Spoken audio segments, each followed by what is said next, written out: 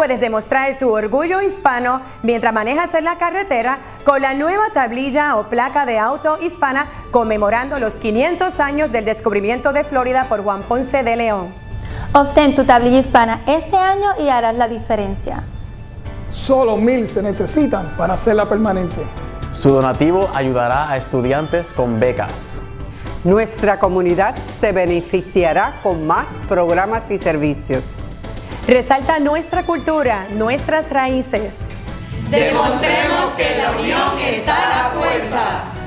Obtén tu tablilla hispana en el Departamento de Vehículos de Motor más cercano o llama hoy al 321-277-0850.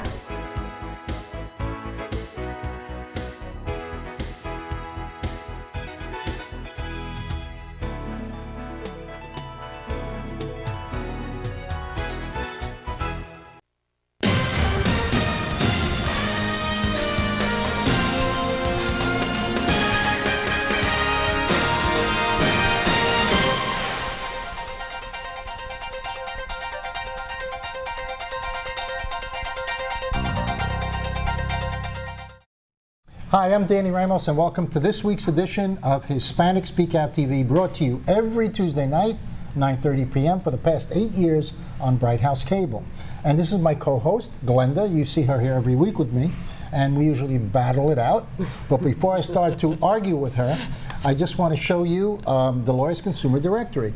This directory is found in 170 7-Eleven stores in all the Winn-Dixies and about 40 independent restaurants. It's all over town. And it's absolutely free of charge. And in here is a list of attorneys and information on various topics that you need to know about if you have a legal issue. It's absolutely free of charge. Get it in any of the retail stores, 300 retail stores throughout Central Florida. A little bit later, we'll be interviewing the CEO and Hispanic Initiative Manager of the Girl Scouts of America. What happened to the Girl Scouts of America? Well, they're going to bring you up to date, and it looks like they're doing really, really well. Glenda, how you doing? I'm doing great. Thank you, Danny. Who are we going to bash? I don't know. Come on. You must be there somebody. I'm waiting for you. Okay. I'll take your lead. Let's look at the Republican platform and on abortion. Okay, let's talk about abortion. Oh, boy. All right. So with the Republican platform that's being introduced during the convention this week says basically that it is against the law to have an abortion under any circumstances. Rape, okay, to save the life of the mother, the platform says no abortion, zip, no how, under any circumstances. Okay, why are we back to this? Why do we have to go back to this? Haven't we already established that a woman is a woman and she has a right to do what she wants with her body? Why are we going back? For what reason? I think that it has a lot to do with a small, possibly a small conservative group that perpetuates some kind of religious background, and I can understand that. I can understand a Catholic? I can understand people voicing their opinions against it, but for government to force a person, now I'm against abortion, but I can't force you not to have an abortion. Absolutely not. You know, whether it be whatever circumstances it is. I mean, I can't. That's like you're an indentured servant. I'm going to tell you what to do. No, I have a huge issue with that. I mean, I absolutely do, because if it's a religious belief within your home, and within your community, and that's what you believe in, then so be it. That's what you believe in. But you're not going to tell me, who I'm not a Catholic, that I can do that or not do that. It's first of all, it's none of your business. Really, at the end of the day, it's none of your business if, I got raped and I don't want someone to know that I got raped. It's my business. I'm the one that was violated, not you. Well, now, if Romney gets elected, you're going to have, your senator knock on your door and say, guess what? You were raped. You cannot have an abortion. You know what? None of these guys better come knocking on more than my door. He's not going to donate any money for the next 18 years to underwrite the education of kids. We're stepping back. We have fought so hard for women's rights. And listen, I think we teeter over to the side a little too much. But you know what I noticed? I don't see so many women that are Republican going on the air. I don't see going on the air, what I see is guys doing it. Yeah. I don't see a whole bunch of women, Republicans, going out there and saying, we're against abortion. I see Romney going up there. I see Ryan. I see other leaders. And I got another issue with that. Not female leaders. Let them carry children, and then we'll talk. Okay. Listen, go ahead and do some implants, and you carry them around for 9 months, and you figure it out. Let's make Romney pregnant. I would love to do that. Why not? I think it would be fun. Yeah. I mean, it's ridiculous. It's to the point we're now not realistically focusing on true issues. We are in a serious crisis financially, and we're talking about if a woman can have an abortion or not. Come on. This has been going on in the news for weeks now, and it's a major piece of the Republican platform. Yeah, well. Okay. What do they need, the Catholic vote? Is that what they're searching for? That's it. Well, they're reaching. They're probably crossing a line of the state that have all Catholics. But I mean, you it's know so what? ridiculous. 90% of women are pro-abortion, whether they're Catholic or not. Yeah. You know what I mean? So if a where woman are who's they? Catholic wants an abortion, she's going to get an abortion. She's not going to tout about it. She's not going to put it on a neon sign on her house. Well, that's my point. But, it's a personal decision. Do not come in my house and tell me what I can do or not do with my body. It's my business. It's not your business. I agree. So with you. if he was right here standing right in front of my face, I would tell him that. It is none of his business. End of story. I'm still very disappointed that Romney has not released his tax returns because, as he said, I paid taxes. Well, I want to know how much. Oh no, but did you hear the figure, the percentage? 13? 13.6%. Don't forget the 0.6%. Yeah, but I want to know how much. Well, that's okay, but 13.6% on all the money this man has made, he only had to pay 13. Then why doesn't he release it? There's something there. Well, there's something he's probably hiding. There's something there that he's hiding that is worse than going through the gauntlet of having everybody say, release your taxes, release your taxes. That's easier for him to take in the face than actually releasing But do you almost think, in a way, see, I always think of lines of National Enquirer. I know this is kind of weird, but you know, bad news is always good news, and I wonder sometimes if they manipulate that a little. I mean, it sounds crazy to us because why would you be so against doing something that people are so outraged about? But doesn't it get a lot of attention? But it gets attention in the wrong way because I'm thinking that it's worse what he has to show than taking it in the face. Okay, so what if all of a sudden he produces some? I want to see it. Well, but then he got everybody to listen, didn't he? All right, he did. He got your attention. Well, I think that he'll get smacked in the face for paying less taxes than a secretary making 20 grand a year. He'll get backlash. Yeah. You know, sometimes you wonder though how much this is manipulated behind the scenes, right? All the time. Like what person is telling them? I got to show you an example. When he picked Ryan for a running mate, right? All of a sudden, Ryan gets picked for a running mate.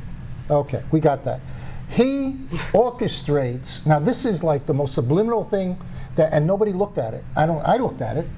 He orchestrated the announcement. Now, he comes from Wisconsin. There's a battleship called the Wisconsin, right? So he orchestrates the announcement of Ryan in front of the battleship Wisconsin in Virginia. Oh. So he got the exposure in Virginia. He got the exposure of the battleship. But most people don't want to be so associated in a time of war with a battleship. Right, right. So that's a comfort zone that is being communicated that says, we're about this. Yeah, yeah. And then, you know, recently they came out and said that they're not going to cut the budget on military because it's going to reduce 40,000 jobs, and they don't want to do that. But what do you do with all the armament that you keep building up? You're either going to sell it into the world because you can't keep it, right? Or you're going to go off and, you know, be America, you know. Listen, go out there and I think either public party, you know, Republic, Democrat, whatever, I think they've got a big, huge problem, crisis in their hands, and it's called financial. You know, everybody's talking about this small stuff. We better really sit back and look at what is about to hit this country. Ryan, who's Romney's running partner, has been making speeches. We got to get the country in order. We got to get this going. You know, we got to start cutting. So he's proposed a budget where he cuts everything. I mean, he's cutting, you know, 10 million students from the roles of financial support, where those 10 million students are going to have to go out and get the money somewhere else. So well, that just makes more drugs on the street. That's a brilliant idea. You know, there's got to be a balance somewhere. I mean, I'm not Romney bashing right now. The only thing that really bothers me about Romney, two things bother me about Romney: his position on the abortion thing, which I think should be it's an individual's morality. It's your decision. Sure. I'm a guy, I'm not going to tell you what to do, whether you get an abortion or not. Yeah. That's your morality, not my morality. So you go do it. And then the other thing is the budget crisis. See, and you're right, nobody's paying enough attention to what's going on in the banks. It's still going on. Everybody thinks that it's gone away. It hasn't gone away. It's getting worse. No, in fact, Attorney General Schneiderman from New York 2 weeks ago, who has enough, how do you say, cojones? Is that how you say that? I'm trying to learn my Spanish. They literally subpoenaed 7 of the largest banks, Deutsche Bank, Bank of America, JP Morgan Chase, subpoenaed the executives all on LIBOR. So it's not going away. Look up LIBOR. You have to look up LIBOR. Absolutely. LIBOR. Look it up so you find out what's going on, because that's another financial tsunami coming towards the United States out of Europe, and it's going to hit us very heavily. It's going to hit us hard. So look it up on the internet. Yeah, it's going to hit us hard. And with that subpoena happening, I mean, I don't even know how he was able to accomplish this before the election year, because really what they've been trying to do is suppress it as much as they can. But what I don't think people realize, especially these younger generation, these kids that are in this room with us right now, they're internet babies. They are on the internet 24/7. They are watching every move that these political parties are doing, and they're not happy. No, I mean, I've talked to hundreds and hundreds of these kids online, and they're just so But you want to know disgusted. something? I'm so surprised that the Romney-Obama thing is so close. There are extremes on both sides. They go to each side. But they're very close. There's nobody coming down the middle, but they are very close. They're very close. And you know, the other thing I noticed, I was watching Fox News the other day, which surprised me. And for the first time, they have this show called The Five, right? Where they kid around a little bit, you know, and they talk issues. And the first time that I heard somebody on Fox saying, why didn't anybody go to jail in the financial crisis? People robbed money. They committed fraud. They committed theft. They got away with millions of dollars personally, and nobody went to jail. And you know what? This is what I believe. I believe because that is, what is that saying, the hand that feeds you? The problem is that these big executives put in millions and millions of dollars to get these people elected. Let's face it. Why are they going to, what do they call, bite the hand that feeds you? They're not. So why would they put someone in jail for lying, stealing, cheating the system when they know that's their bread and butter? Would you do it? I don't know. I know I would. I think that I would look at each individual circumstance, but I would certainly do a major investigation and find out who profited from what, and if that profit came from something that was illegal. Yeah, well, thank goodness for Attorney General Schneiderman. Bam, I'd put him in jail. New York, go New York. Yeah. But of course, that's where the SEC is. That's where, you know, the issues or whatever's going to come through LIBOR will have to go through the state of New York. So I don't think he really had much of a choice. I don't think he really did, especially with the Parliament, England, pointing the finger, and in fact, called the New York Stock Exchange a scam. That was the exact words. Who was this? His name is Lord, I believe, Blackhearth something, kind of a weird name. He was the one in February 16, 2002, who stood up in the Parliament and exposed LIBOR. And at the end, he takes a little black thumb drive and he said, it's all right here. All the facts, all the proof is right here. But you know what happens? What's happened is you get the people who are supposed to protect the system, okay, are the very people who are involved in this. So, like you were saying, there's no way they're going to eat each other up. You know, they're going to plug the holes where they can, and nothing is stronger than that combination. When you put the president of the banks together with the top politicians, there's nothing stronger than that. Well, I tell you I think what's going to happen, in my personal opinion, and just watching the activity on the internet and seeing where this one kid, Brian Raub, who was actually arrested for his First Amendment rights, that's a whole nother conversation I'd love to have with you next week. You know, it's getting out there. It's hard to suppress this information in social networking today. All right, we're going to take a little break now, and we're going to come back with the people from the Girl Scouts of America. We'll be back in a second. Ahora puedes demostrar tu orgullo hispano mientras manejas en la carretera con la nueva tablilla o placa de auto hispana conmemorando los 500 años del descubrimiento de Florida por Juan Ponce de León. Obtén tu tablilla hispana este año y harás la diferencia. Solo 1,000 se necesitan para hacerla permanente. Su donativo ayudará a estudiantes con becas. Nuestra comunidad se beneficiará con más programas y servicios. Resalta nuestra cultura, nuestras raíces. Demostremos que en la unión está la fuerza. Obtén tu tablilla hispana en el Departamento de Vehículos de Motor más cercano o llama hoy al 321-277-0850.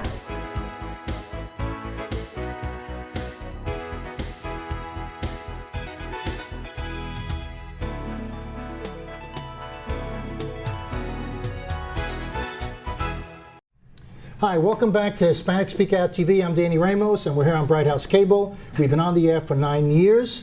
Don't forget to pick up your copy of the Lawyer's Consumer Directory. It's chock full of lawyers to pick from when you have a legal issue, and it also tells you important things like what to ask a lawyer when you're going to hire them in various topics like bankruptcy, like divorce, like foreclosure. So this is free of charge, absolutely free of charge. And you can get it at every 7-Eleven store, 170 7-Eleven stores throughout Central Florida. I'm here with my co-host, Glenda. I'm not going to say the word, okay? Glenda, okay? She's my co-host every week. And our guests are Alexa Castro. She is the manager of Hispanic initiatives for the Girl Scouts of America. And also Marianne Barry, who's the CEO for Citrus County for Girl Scouts of America. And Girl Scouts of America, I remember, were very, very big when I was a kid. I was a Boy Scout. And then they started to go down, and the Boy Scouts started to go down. Now you're saying, Marianne, that there is a resurgence going. That is correct. Why is the resurgence happening? I think it's because we've become more sophisticated as an organization to understand our population, the girls that we are speaking to, and trying to become more modern. I think in the 80s we went through a period where the Girl Scout movement maybe didn't quite keep up with the state of the world. And they've really worked hard on that so that we're speaking more to the heart of girls and what they want to do with their lives. And just more sophisticated in our approach. Plus, maybe a little bit of marketing about how much not only fun it is to be a Girl Scout, but the values that go along with it. I've always been curious about what you teach as besides, you know, good citizenship. Do you teach them how to deal with real life situations? Do you teach them community awareness, political awareness? Do you teach them things like that? Where does your line go to, and where does it stop? For example, abortions and things like that. Knowledge about that. Do you get into that at all or no? No, we don't. That's not, the Girl Scouts feels very strongly that that's a family, those sorts of discussions are family discussions, family decisions. We don't take any political stances. However, in terms of becoming aware of politics so that you become a responsible citizen, that's something we take very seriously. Learning how to digest the media. I'm going to let Alexa speak to some of this because she actually has daughters who are Girl Scouts, and absolutely, I can actually attest. I have a daughter who's a teenager. She's 16, and my daughter started Girl Scout when she was 9 years old, and I can say that Girl Scout has helped her tremendously throughout the years. She actually completed her Gold Award. She earned her Gold Award. And throughout the different programs the Girl Scout offer had helped her build her confidence. And that's actually our mission, which is to build girls of courage, confidence, and character to make the world a better place. You have something else? Well, I actually do, as we all know, doing the Pledge of Allegiance, for an example, and as simple as that is, and being an American and being a proud American, we all know saying the Pledge of Allegiance is an important part of my life, and it has been forever. I see, even in our school systems, that my son goes to Celebration, which is Osceola County, and you know, I've seen where some people are excluded, and when I mean some people, based on their religious beliefs. If you're saying one nation under God, you know, it might be Allah, it might be Buddha, it might be whomever. With Girl Scouts, the one thing I remember being a Girl Scout, that was something very important to instill into the younger children, and especially girls, of that knowledge of the Pledge of Allegiance. Is that something that still happens today? Actually, as part of our ceremony, when we start a Girl Scout meeting, for instance, the girls start with the Pledge of Allegiance, and then we go to the Girl Scout Promise, which is on my honor. On my honor, I will try to serve God and my country, to help others at all time and live by the Girl Scout law. And well, so my question is, because I mean, there's such a fight about the Pledge of Allegiance, and I really have a problem with this. I really do. I mean, I absolutely think it's un-American. So you're saying, would a Muslim person, if they are a Girl Scout and they don't want to do it, they can replace the word God. Okay. When they're reciting the promise, the Girl Scout and their leader, of course, these are volunteers who will then lead these girls throughout the Girl Scout program. So they choose to change the word God to whomever they believe, so to their belief. So everything is basically customized by their So there's no belief. exclusion form. There's nothing that you, when they sign up, that, you know. One of the things that Girl Scouts stands for is, in fact, inclusion. It's very important to us as an organization that all girls, regardless of race, creed, color, that all girls have an opportunity to participate in Girl Scouts and bring home the benefits and bring into their adult lives the benefits of Girl Scouting. You know, everybody talks about the cookies, and the cookie program isn't as much of a fundraiser as people think of it as it is a financial literacy program.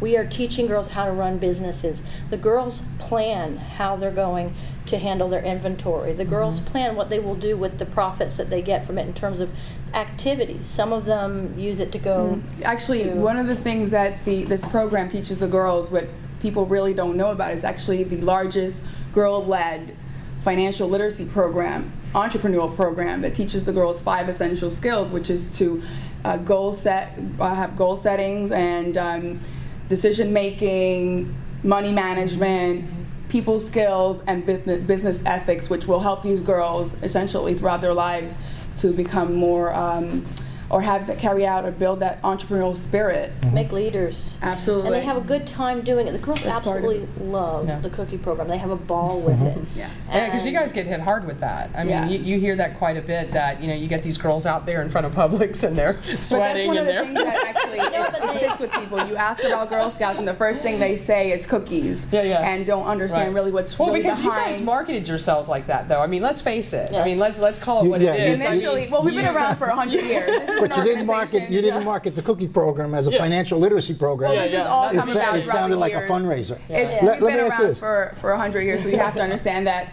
in 1912 there were a different mentality when Juliet Gordon Low. This year. How much does it cost annually for a child to be a member of the Girl Scouts? $12.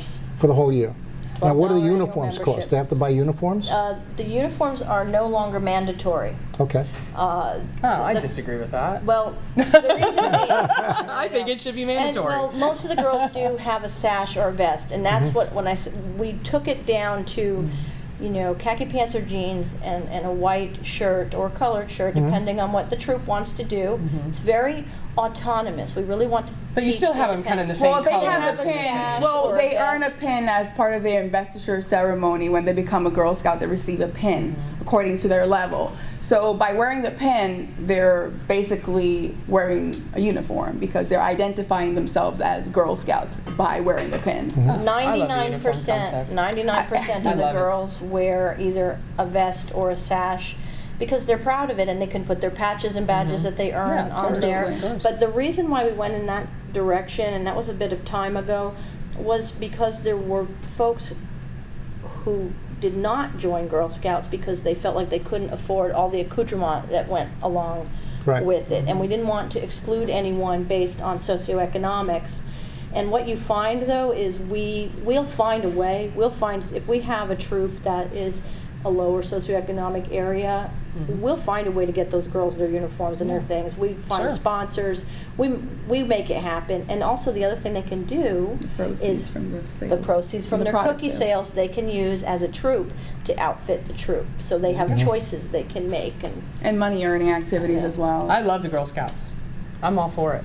Yeah. If I had girls, they'd definitely be in it. Were you a Girl Scout? I was, absolutely. Great. I was a Rainbow Girl too, so I believe in organizations like this. What do you think that when you look at yourself as an adult now, how did it impact what did you gain? How did participating in Girl Scouts Well, for me, impact social networking, just being around girls, being around different ethnic groups or religious beliefs or whatever you want to say, having fun, you know, just really being a part of something. And I think a lot of times what people forget, especially in schools when there's so much bullying going on and so much craziness going on, these kids are out there, I mean, think about it. Girls are faced every year, girls and boys. You know, you have the peer pressure, you have bullying, you have all these issues that girls are facing every day. So coming to a place where there is a safe environment, where these girls are exposed to positive values, where they're taught in a, like I said, healthy and safe environment, how to just be themselves, to love and understand who they are and discover who they are, and also to connect with other girls, not only locally but globally as well, because we're around 145 countries, by the way. Oh, wow. And also to take action, being part of their community, feeling, you know, that they're part of something, like you said, and also helping improve their community, which is what we're about, because part of our promise to help people at all times, so it's to give back to the community. You're the Hispanic manager. Yes. How big is your program in the Hispanic community? What difficulties do you have? Very good question. Very Yeah, big immigration coming from different places. Okay, you have Puerto Ricans, you have a lot of South Americans coming in, you got a lot of Mexicans coming in who are illegals. Where is your focus in that entire Well, I'm glad you asked globe? that question, because I'm very passionate about what I do, and I'm very passionate about our Girl Scout mission, and I think it's really important to extend this to the Hispanic families who are very unaware of what we offer as an organization, and I know they can benefit because our values are aligned. We want the girls to be self-sufficient, to have a strong sense of self, to and positive family values. All this goes along with what the Hispanic culture wants for their children. So right now we're in the early stages of developing our basically strategy to reach out to the Hispanic community. And right now we're looking to just engage with the community and just start grassroots. Just go out there. Have you done anything? Do you have programs running? Absolutely, absolutely. Okay. Like what? We just participated in the Feria de la Familia, which was this past Saturday. Right now we're organizing our first kickoff event to celebrate our Hispanic Heritage Month. And again, I feel that I can bring that passion and that energy out into the Hispanic community because I am very passionate about it. I have my daughter who also is involved, and I see how much it has helped her. So I'm definitely excited about this. That's why we hired her. She's awesome. Great passion. I love it. I love it. Gotta have that for sure. We know the need is there, and that we have to reach out. We do have a nice number of Hispanic families and girls. I mean, a fair number, but not to the degree where we really want to make. We want to reach all the girls. Absolutely. What telephone number? Well, if they like, they can reach me if they want to be part of Girl Scouts. They can reach me at 407-228-1617. That's my direct line. Or they can visit our website, which is www.citrus-gs.org. And Citrus covers Orange County? We have six counties. Orange County, Lake County, Seminole, Osceola, Volusia, and Brevard. Okay, with that, we just ran out of time. This is Danny Ramos. We'll see you next week. And thank you so much. Thank you so much. It's great that you enlightened us. I love it. Thank you. We'll see you next week. Danny Ramos on Bright House.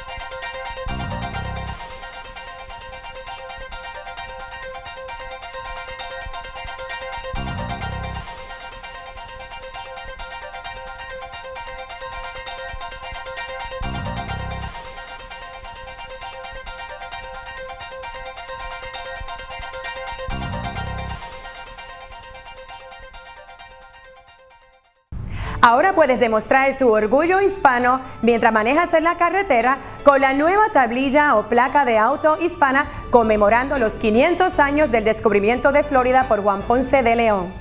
Obtén tu tablilla hispana este año y harás la diferencia. Solo 1000 se necesitan para hacerla permanente.